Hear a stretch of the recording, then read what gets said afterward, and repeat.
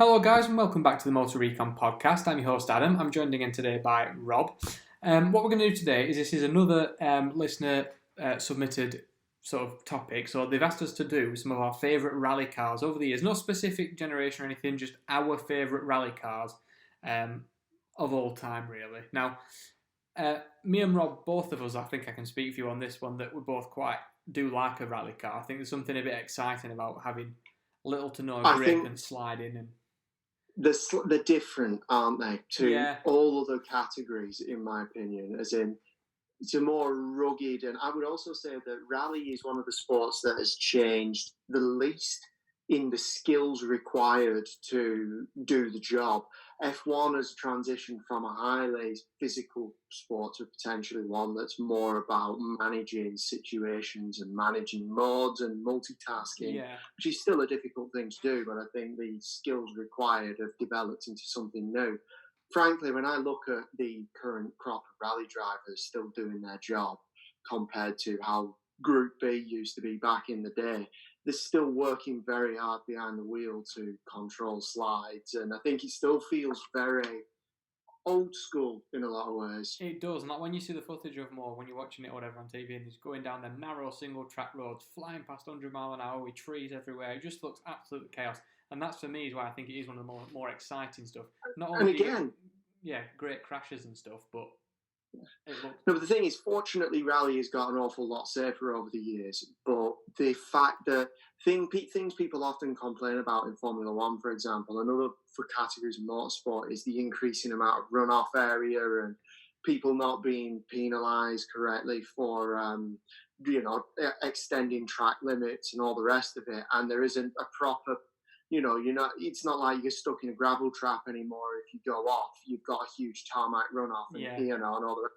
Whereas in rally, that's just not possible. It's still trees and sheer drops. Or a barrier or something. It's pretty nuts. So we'll kick us off. So the first one, this is probably both unanimously like this car. It's the Lancia 037. Now, a bit of an oddball. It is a little bit of an oddball. In my opinion, a very attractive car. I think it's quite good looking, particularly in the rally variants with all the liveries and everything on it. I think obviously it was built to be a rally car, and they just did the homologation cars along the side, but it was primarily designed to be a rally car from the get-go.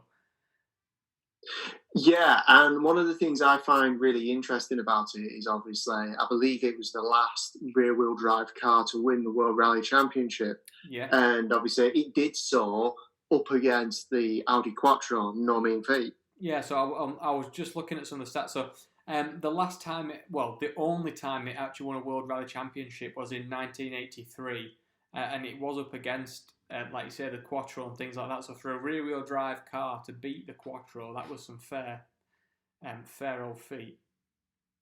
Yeah, and as you say, I think it holds a place in history just for the fact that it was able to do something like that and be down on two wheels of drive on what is largely a loose surface championship. Yeah. So I say to go along the side of that, obviously they had to make the 200 road cars to homologate this car to be allowed in the Group B, but it's a very small number considering that's all they needed to do just to get this car. And Group B, as you probably well know, back in the day, didn't have that many regulations in place. It was a bit of a wild scene. Yeah, Group B was too dangerous and too brilliant for the world, I think.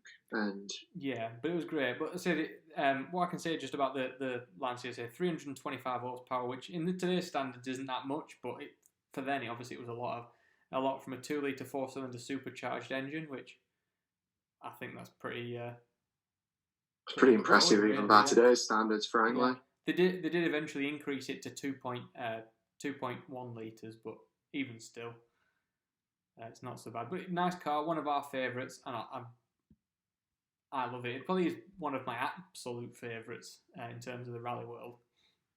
Yeah, I like it because it is such an oddball, like I say, and I like it because it represents a turning point in history as well, that transition over to complete all-wheel drive.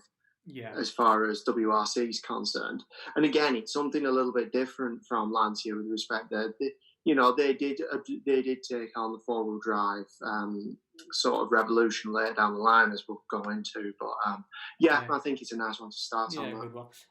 Another one for me now, probably one for the younger listeners would probably be the more sort of iconic one. It'd be stuff like, well, the Subaru Impreza in this case. Obviously, it's had many different generations. We're not going to go into which generation was which, but obviously the Subaru Impreza is a legend of the rally world.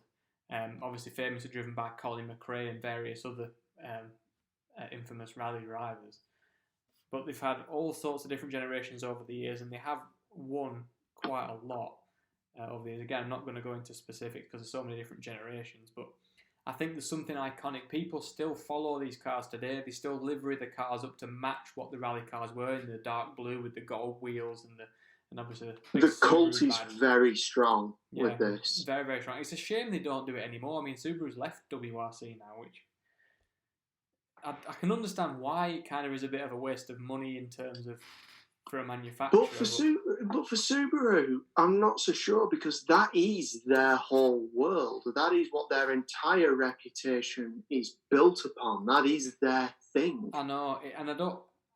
Me personally, I don't know why they did, because like you say, that is, like you say, it's what gave them their sort of reputation, particularly over here. They might have a different one in Japan, for example, but for me, this car over here is a legend. Even the road cars are absolutely legendary and still have, like I say, a cult following. But oh yeah, major.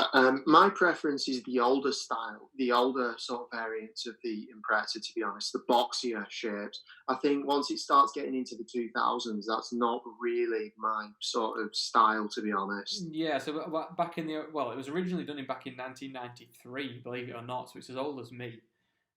Is the Subaru. That's when it first started, obviously, debuting out in the rallying. But for me, my favourite generation was probably 2003 and 4, but it was slightly more rounded. But there's so many notable drivers on here, like Tommy Hakkinen, like say Colin McRae, Peter Solberg, Carlos Sainz. The senior. Richard Burns as well, another famous rally driver from the UK. He's got his own game made after him, like Colin McRae. So a lot of infamous drivers have been in the Subaru, and it's the one that we grew up watching. That was our generation, like obviously from when we were born right up until mid 2000s.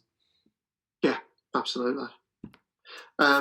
Next one to cover is probably its rival, isn't it? I was going to say, straight onto its arch nemesis, the Mitsubishi Lancer, or Evo Lancer, if you want to go that way. Another pretty much, in both ways, very similar to the Subaru in the sense. Sort of started in the 90s and kept on going through to various different generations up to the Evo 10. And in fact, I don't even know if the Evo 10 competed in rallying, if I'm honest. I think it was only the Evo 10. No. And this is the thing that I find disappointing about both of these brands, to be honest, which is both of them have lost their way from rally, which if you'd have told people that was the case in the late 90s, early 90s, people would just wouldn't believe you. I know, because they were the king of the hill. They were unbeatable. I think the only people who sort of came up a few times against them, I think Citroen won against them in the C4, and I think Ford might have done once in a Focus. But not many people could beat the Imprezas or the Evos. It was them two usually battling out for number one. But I think even in the cult following world in the UK as well, for the road-going versions of these cars, if you ask the sort of Subaru and Mitsubishi fans of the day, that you would think that in 10 years' time, you're going to be in rack and ruin, and basically Mitsubishi now only puts out boxy hatchbacks or whatever. Yeah, it's kind of like, and Subaru does like estate cars or small SUVs and stuff.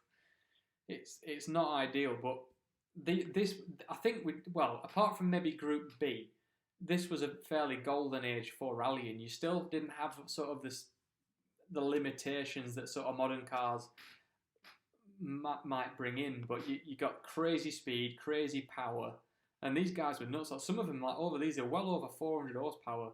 In cars that weighed essentially nothing, like the heaviest variant of the Evo was 1.2 tons. It's not bad. It's not, but it's less than a Fiesta, and a car. And when you consider that there's a 4-wheel drive system in there as well. Yeah, which is actually obscene. And these things were, if I said there's one not far from me, the Evo 8. the road cars are pushing out 400 brake horsepower. So these rally, it's just obscene. From a 2-litre engine as well. It does fascinate me though how the market must have dried up dramatically for them to have such a fall from grace. I just don't think rallying's that popular anymore, which is a shame. But I just don't think it is. Yeah, and as you say, there is a cult following out there. It's just a shame that for future generations there won't be those cars available for them, I guess. Yeah, and you never know. They might bring it back if rallying suddenly gets a surge in popularity. But I can't see it happening. No. Not now. Kids don't think are into it. So it's moving straight on. So this, again, arguably probably one of my personal favourites. It's up there with the 037. Is the Stratos, the Lancia Stratos. And I know you're a big fan of this car. Yeah, I'm a huge fan of it. Not only for the looks, love the wedge styling. It is so unique and it is so out there. I think that for me, it's one of the best looking cars of all time. Also, if we're talking about unique offerings in rally, it is entirely out on its own. It is the only supercar ever made bred for rallying. Yeah, to be fair, the 037 was designed as a rally car from day one. They just had to the homologation. But it wasn't. This is a full-blown supercar. It has a Ferrari V6 in the back of it. It's it's the real deal. It's the full package. It won a lot of races as well. Like, it won a lot of times between 1974 and 1981. You're talking like good 13, 14 victories, which. Well, as you say, and it won several championships as well, didn't it? Was it 3 or something like that? Yeah, looking at that, which for something like this, and the cars are very small. Obviously, I know we've seen a couple in the flesh. They are absolutely tiny. The Group 4 rally one only weighed 880 kilos, which that's like Lotus Elise territory. Granted, it's only 2-wheel drive, but apparently, and one of the other things I love about the car as well is it's not an easy car to get the best out of. Apparently, it's a nightmare to drive and get the best out of it. It's because it's very short and has, and the wheelbase is the way it worked out. It was just not designed for like a nice balanced drive. However, should you have the skills to get the best out of it, you will go very quickly, as it turns out. Well, they did, and that's why I say give it a good driver who's got the skill to tame it. And even to be fair, like even if you look at it, it only had 190 horsepower, which even back then, that wasn't a lot of power in a rally car, but it was so light and so nimble. I don't know whether that's the homologated version, though, that only had such a limited amount of power on tap. Let me have a look. You could be right there, actually. I do apologise. Let me find it. No, there's nothing on there. Because I think the full bore one probably has a little bit more than that. But that being said, outright power, I don't think was its greatest strength anyways. Its greatest strength was an absurdly short wheelbase and lightweight. Yeah. Oh, that's a shame. It's got all the different engines it has. It went right up to a 3-litre at one point. From 2.4s, 2.8s, 3 litres, you name it, but it doesn't give the power, unfortunately, for any of those, which is a shame. But yeah, the 190 one is the homologated one. I do apologise. I would say that of Lancia's entire stock of cars, this is my favourite Lancia. Yeah, I would agree with you on there. Best looking. I don't know. The Delta Integrale is always one that's caught my eye in terms of. Now, coming up a little bit later on is the only car for me that I feel looks wise comes close, but I won't spoil that yet. But no, I think Lancia Stratos is my favourite looking. Yeah. So the next one. Now this is a rally legend. This we've been fortunate enough to see go up the Goodwood Hill in its full rally form, and I've even seen the lower group versions at the rally stage at Goodwood a few years back, knocking out there, which is the Audi Quattro. Now, as legendary rally cars go, that is definitely one of them. You think of Group B, you think of the Quattro. That is it. You think Group B, like you say, you think of the Audi Quattro. Particularly, obviously, they did do other group bandings of it as well, but the Group B is the one that sticks out in people's heads. Yeah, obviously, and for me, the Group B one that sticks out is like the latest snowplow version with the enormous front and rear wings. So I think it was with the yellow, black, and red and wide livery. Huge wing, huge front splitter, big wide body arches, you name it. And to be fair, at the time as well, they were running a 5-cylinder engine, which sounds absolutely mental. It sounds insane. Oh yeah, it's up there. The Audi Quattro is one of my favourite sounding cars of all time. I think when we covered that in a previous podcast, when we were on to the 5-part favourite sounding 5-cylinders, I'm pretty sure I probably mentioned the Quattro then as well, because it is one of the best sounding 5-parts of all time. Yeah, for anyone listening, if you haven't heard it, go on YouTube if you haven't heard it, and just find it, the Audi Quattro Group B rally car, just the sound. It's demanding of the driver as well, nose heavy, tech skill. Very nose heavy. And I think it's safe to say that all the Group B cars demanded a great deal of skill to muscle around. Yeah, and to be honest, these things were pushing out some fair power. Like, you're talking nearly 500 in the S1, which, to be fair, and these they didn't weigh much. Again, 1.2 tons, give or take, wet weight, with nearly 500 brake horsepower, 4-wheel drive. These things spat flames like they were going out of fashion. They were just nuts cars, and I love the way they look.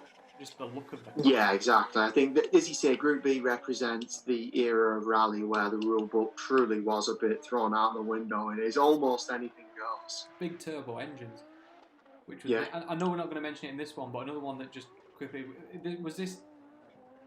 I think it was roughly around the time, and it was the Metro rally cars as well, like the huge engine that was in the XJ220s and stuff like that. So that's the type of engines that they're talking about here. Well, I think it's safe to say the 80s was turbo mad in every respect of the word, because at the same time as this was going on in rally, F1 had gone all proper, super duper turbocharged as well. As the road cars, like look at the F40s and the XJ220s that were being developed at the time. It's just everything went turbo mad, didn't it? And it's going back. Ironically, we've come full circle because that is now the case now. Difference being is we've come full circle back to turbos for different reasons. We do it these days to get good power and efficiency. They did it in those days just to get more power. That's it. Yeah. Excuse me. I'm knackered today. Another one we're just going to quickly go on to as well, because the Audi Quattro is a legend. I think we're going to move on to something that probably is, I think this one might be your favourite, which is the Lancia Fulvia. Yeah, no, you see, this is the only one that for me competes on looks with the Stratos. Don't know why I like the looks of it. It's just a cute little sort of very handsome design, I think. To be honest, like I said, this is for me again another one that comes close to that, just because I think it does look fantastic. Very cute little design. Looks good in all the I think it was the first Lancia to win the World Rally Championship for them. Don't quote me on that though, but I think that was the case. Does he have any stats that it did at least? He did win the WRC Championship, didn't he? It did, yeah. It just says one win, but doesn't give me the year. I actually saw one of these today. A road version of it, parked up at that biker garage on the way to Bolton Abbey, little red one. No. And do you know what? I didn't know that they actually tried to bring it back in 2003. They did a concept of a remake of it. That's really cool. It never got produced. You'll see why when I show you a picture of it. But But Lancia is a car company that, if you played your cards right and produced select models of coupes or whatever, I think you'd do all right. If you tastefully brought it back and you sort of harked back to the past a little bit without being disrespectful, I think you'd do all right, actually. You would. And as well, with this one as well, they had very small engines. They only had a 1.6 litre V4, and that was actually in the rally one as well. And that's something else that's very interesting about the car. It's rare to get V4s. It is very rare to get V4s. You don't see many of them at all. No. So it's an oddity of itself. Again, it started a legacy with Lancia, with the WRC that went on for many, many years. I think it's arguably one of the prettiest Lancias ever produced. I think it's an example of what they can do. It's a statement of, intent. No, I'd agree with you there. Next one again, big legend amongst probably the people who were growing up watching sort of in the 80s, is the Peugeot 205, particularly the turbo, obviously the rally one. Yeah. Which absolutely I like it because it took a different approach in some respects to the Quattro. It's a lot smaller. Very small. But it's a proper little hot hatch because it was based on, obviously, the 205 GTI, I guess, as the as the main one. Then they did the 205 Turbo, which was like the crazy version of the GTI, and then they turned that into the rally car. And it was. As you say, I think Jean Todt also ran the Peugeot 205 rally program as well. Obviously, famous now for being the bigwig in the FIA. Yeah. And he also had a huge stint with Ferrari F1 as well. Yeah, and this was back when Peugeot actually knew what they were doing to build good cars. Like they did build solid little motors back then. So the victories. They're fine in the form. Yeah, they look good. They're just not built very well. But like you said, the victories that the 205 had, it's got a lot. Again, a load of victories. Over 16 victories to its name, which in rallying is actually a lot. Yeah, it's not bad at all. As you can say, I like it because it is dinky and it just packs a huge punch to boot. And I also like it because one of my favourite hot hatches of all time is the Peugeot 205 GTI. Yeah. And you can't argue with that. No. And I doubt that car would have existed without the 205 being in WRC. No. I said there's so many different cars we could cover here. It was hard to pick some off. It was like the Renault 5 Turbo and stuff like that went up against this. They just do crazy little things. Basically, Group B rocks. Yeah, Group B in every single way was just better. And like I said, the 80s in rally are just phenomenal. You could put them all in the list of greatest rally cars. Yeah, frankly. Just because they all had their own things. Like, there's a few different engine variants as well, and going from but it started at 197 brake horsepower. And in a car that weighed virtually nothing and was so small. It's not. Well, yeah. I just love the look of it. Even though it is a bit boxy by today's standards, I think that design has aged extremely well. Because when you see it dates it in the right way. Yeah. It's more of a harkening back rather than, oh Christ, what's that? Now, the next one we're going to go on to here, this is arguably, looking at the statistics, one of the most successful rally cars of all time, given the victories that it had. But it is the Toyota Celica. Particularly, obviously, for our generation, is the full green, white and red Castrol livery, proper. So the ST205, I think the ST205 was the generation of Celica that we have from 94 to 99. And that's actually one just up the road from me, a white one. It's lovely. 2-litre turbos, again, they're all 2-litre turbos most of the time. Quite lightweight, only 1.1 tons, 1.2 tons. I also think that they are also responsible for one of the most infamous rule workarounds and cheats in a WRC history as well, to do with an inlet. I think it was very clever. Yeah, it got banned very quickly afterwards. No, I just admire them for their ingenuity. Well, yeah, you've got to. And to be honest, their success rate certainly showed. Between 1989 and 1996, they had 5 overall WRC championship victories, 5, and 30 race wins. Yeah, it's not bad, is it? When you compare that, you think everyone says these Lancias and stuff are all successful rally cars. They only won 1 or 2. These guys, blooming heck, 5 overall victories and 30 race wins. Yeah, I am right. It's Toyota's turbo scandal with the Castrol Celica. Yeah, there was a scandal that went down with it, and that was in 1995. Yeah, and to be fair, again, even on the websites that I've seen this on, it's marked as a brilliant piece of engineering that was also extremely deceptive. And but yeah, you see, you've got to admire them for that, because it obviously worked, and it obviously worked that much that they had to then come and ban it. Yeah, I like it. But for that. And again, highly successful. It was. For me, that was one of, probably, again, for our generation, the most iconic ones growing up. This was the one that was obviously in your sort of early to mid-90s when we were growing up, and they had all the Colin McRae games. This was on it, and the Subarus and the Evos. They were our cars, I think. The ones that we... I also think as well, this is an achievable car to own in some capacity. Celicas aren't exactly... No, they're dirt cheap. You can pick them up for a couple of grand. I was actually talking to the guy at the road who has his Celica, and he's doing a full rally conversion on it, because obviously he had a road car, and he bought the car for $2.5 grand. That's the thing. I can't imagine you'd be spending a huge amount on a good condition one. No, and he picked that one because it was, you know, like decent enough, like low mileage, and well, low mileage as a car that age goes. I think that's a future podcast episode there, where we go to bang for your buck cars you want on a very tight budget. Yeah, absolutely. So just quickly moving on before we wrap up. This is just one from the modern era now. We've watched it a little bit in times, and also this car, a version of this car has gone into sort of like more rallycross and stuff like that. But it's the Fiesta WRC car.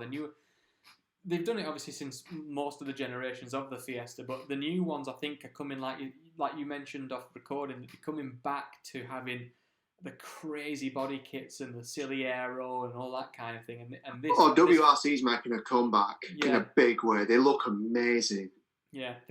The arguably the best looking race cars out there, if any form of racing of like a normal car. I think they're better than the touring cars of the equivalent model. Oh yeah, absolutely. I actually want to mention one more Lancia. Reason being, I know people will freak if I don't, which is the Lancia Delta Integrale. Oh yeah, because I believe it is the most successful rally car of all time. Yeah, and to be honest, that would have made the list if we have a lot on the list, and I did want to include that, but obviously for me, it may not be my personal favourite, but I have to acknowledge the fact that it is the most successful rally car of all time, and an ending for Lancia. It was the end, but they went out with one hell of a bang. So yeah, they did it properly, and I think hopefully we can get some of these modern cars, get them back into these nuts cars and having a bit of fun and enjoying it. Well, I think fortunately, now that safety has increased properly and now the crash structures are in place, that the drivers are at least in a good level of safety should the worst happen, it allows them to start experimenting more with increasing power, because at least you know that safety is in there. Mm. The trouble with Group B was you had the power and very little safety as well. Yeah, which was the problem. And these modern cars, like you said, they are obviously hugely powerful. They usually are always restricted. They are a lot more restricted now. This one's running a 1.6, the Fiesta Rally cars, but it has been successful. It's won overall victories. It's had quite a lot of race wins between 2017 and 18. The lowest it ever finished was 4th. Yeah, I mean, and it's not the most successful of the current modern rally, to be honest. It's just the one I like the most for the looks. It's as simple as that. They are crazy little things, and you can actually buy these, which they're not obtainable. They're over $100,000, but you can buy them. Yeah. And then just one last one, just to finish us off, because I think again a lot of people would be a bit miffed if we didn't sort of mention it. Is the original Mini? Yeah. Obviously, famous for one rally in particular, isn't it? Monte Carlo. It's the only one you think exactly. of. I've been I touched Paddy Hopkirk's Mini at Goodwood. I don't think I was supposed to, but it was one that he drove and he signed. Which again, a legendary driver took this, but I don't think it. I would give it as class. It is a legendary rally car, and it is up there with my favourites. But I say it's only really famous for one. But I suppose it's only that one you need to get stuck in people's heads. The thing I like about it, though, is obviously it's famous for the Monte Carlo Rally. It's famous because it really is the dinkiest offering you can put. But I think what the Monte Carlo Rally and its success did there, though, is most people, I expect, because of its size, would have just signed it off as almost a bit of a novelty. What the Monte Carlo Rally proved was it could hang with the big boys. Yeah, and yes, it might be small, but it'd catch up. That's the thing. It might be small, but it has so much more to offer. And I think the Monte Carlo Rally proved that. That's the thing that solidified it as a serious car, if tiny. Yeah, no, I agree. And they were fantastic in snow and mud because they were so light with thin little wheels. They just sort of skipped over it. Where some of the but as you said, I know that they competed in BTCC and held their own there as well. But I think this is an international famous victory that shows that the Mini was as you say, it was a serious car in a small shell. Yeah, because when you think of a mini rally car, you automatically think of Monte Carlo. Don't really think of anything else, but it's not a bad thing. But I do think that's probably a good place to round us off there. So that was our sort of not all of you might agree, but that was our sort of take on our favourite rally cars that have been over the years. Obviously, you can let us know in the comments your favourite ones, or if you think we've missed any. Obviously, we acknowledge the Delta Integrale and things like that, and we know they probably should have been on there, but this is our favourites. So, let us know in the comments what yours are. Again, let us know any topics that you want to sort of see or hear us do. Obviously, we will do that for you. But if not, we will see you next week for another one. See you later. Yep, see you in a bit.